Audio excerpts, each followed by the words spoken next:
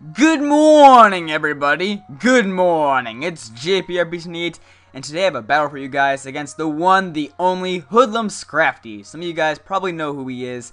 He does have like a few thousand more subscribers than I do. But, you know, nonetheless, you guys should go and check out his channel. He's a very chill guy. So we had a nice battle against each other last night, you know. He was putting a little request out on Twitter. He was like, hey, man, somebody come battle me. And I was like, alright, I will. What else do I have to do on a Thursday night? I mean, come on, man. So he's going to lead up with his Greninja. I see he has Talonflame and Dragonite. I know they took a bunch of damage from Stealth Rock. So I'm like, right off the back, I'm like, okay, if this guy leads with Greninja, I don't even care. I got to get these Stealth Rocks up. Because I see he does not have a spinner. So I got to get these Stealth Rocks up to do that damage. So he's actually going to predict me to switch out. So he goes for the Ice Beam instead of like the Scald or the Hydro Pump or the Surf or whatever he has. So I'm going to use my Stealth Rocks here. He's going to get with a Sandstorm, which does a little bit of damage. And now I'm going to switch out because, you know, my Greninja, I think my Greninja can kind of take on his Greninja.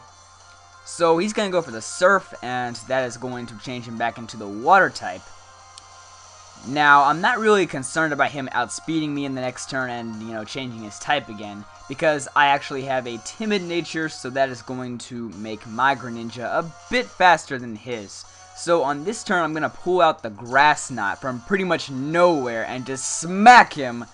As we've demonstrated before in the battle streams, you know, we know that Grass Knot is indeed enough with the Life Orb to KO another Greninja. So there you go, Greninja's just too boss, man. You don't take down Ninja Hinja. That's all I can say, man.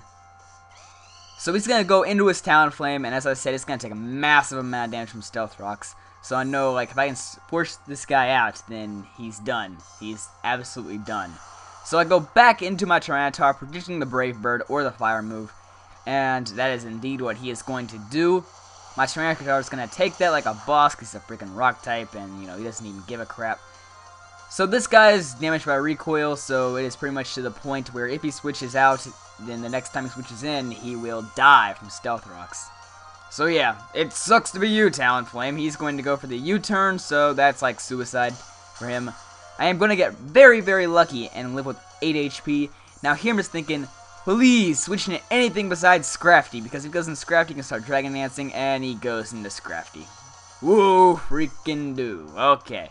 So I'm going to go for the payback here, because I thought, oh, it's going to do some good damage to whatever comes in, besides Scrafty, obviously. So yeah, Scrafty's going to take it. I know he's going to want a Dragon Dance here, so I'm actually going to stay in and sack my Tyranitar and go for the Power-Up Punch here, that super effective Power-Up Punch. So, you know, I know if I can do at least half, or close to half, then that's going to force him to only use one Dragon Dance, because if he goes for 2, then I'm screwed. So, I got to force him to the point where he only has to use one Dragon Dance. So that's exactly what I do. And he is not going to get back above half, so it's good news for me. He only has one Dragon Dance, so he cannot outspeed my Greninja. He made the +1 speed and the +2 attack, but I'm not even caring, man, because Greninja's just too fast. You don't outspeed Greninja. I think he's like the fastest Gen 6 Pokemon. So I'm going to go for the Ice Beam. It was stabbed because of the Protein ability. Life Orb, I have no concerns about taking out the Scrafty. Greninja's just too boss, man. You cannot take down Greninja. I must say, you know, Delphoc's my favorite starter and whatnot, but Greninja has, like, the most power out of all three of them. I will say that. So he's going to frisk me find my Life Orb. It's not even going to matter, because he probably knew that already, because I was taking recoil. So I'm going to go into Chuck Norris, because the only thing I'm scared of is his, you know, he goes to his Mega Evolution. So I thought that might happen, and he might have that Prankster Will-O-Wisp try to burn me. That's the only thing I'm really concerned about. So I'm going to take this Shadow Sneak by switching out. It's not going to be a problem whatsoever. Even though, you know, Mega Banette's attack stat is just so freaking high. It's like base 150, I think. So, indeed, he does have the priority Will-O-Wisp. I should have went into Arcanine. Now that I think about it, I really, really should have went into Arcanine to take that. Because I don't think Fire types can be burned. But it doesn't even matter, you know, because Chuck Norris's attack stat is just so high. Still does a large amount of damage. So, yeah, the burn is affecting me a bit. That would have KO'd without the burn, but you know what? It doesn't even matter.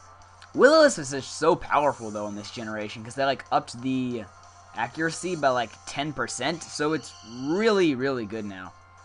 So he decides just to sack his Talonflame, probably because he just had no idea what I was going to do with me being burned and all. So I guess he's just like, oh, he has no intention to switch. So I believe on this next turn here, he is indeed going to send out his Dragonite.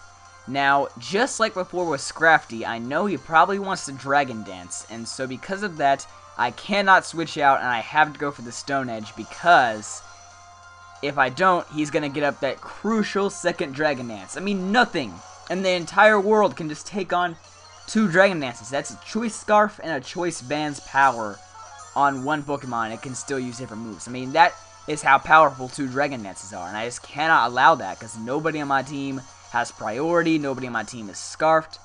So yeah, that's pretty much my whole plan, is to get this guy to kill off Chuck before he takes that second Dragon Dance. So yeah, that works out fine. I'm going to go into my Togekiss, because it's just a wall. He, you know, is immune to Earthquake and immune to Outrage. He gets a critical hit with his Fire Punch, which, you know, wouldn't have done anything if it wasn't a crit. But, you know, that Dazzling Gleam easily going to take him out, and that is the end of Dragonite. So I believe now he only has 2 Pokemon left, which is our Glaceon and his Mega Banette.